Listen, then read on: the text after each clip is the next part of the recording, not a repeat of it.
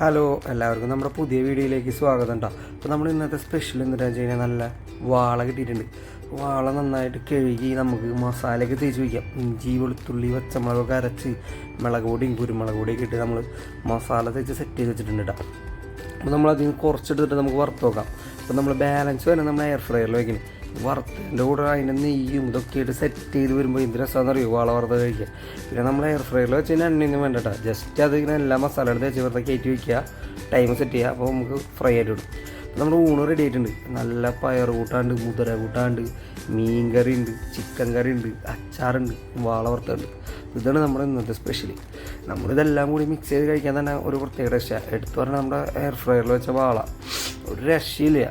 സംഗതി ആ മസാലയൊക്കെ പിടിച്ച് സെറ്റായിട്ട് വറുത്ത് വന്നിട്ടുണ്ട്.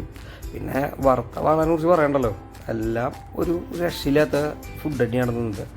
എനിക്ക് ഭയങ്കരമായിട്ട് ഇഷ്ടമായി. അപ്പോൾ എല്ലാവരും ഇങ്ങനെ വാളയൊക്കെ മേടിക്കുമ്പോൾ ഇങ്ങനെ സെറ്റ് ചെയ്ത് നല്ല ഫുഡൊക്കെ ഇങ്ങനെ സെറ്റ് ചെയ്ത് കഴിക്കുക.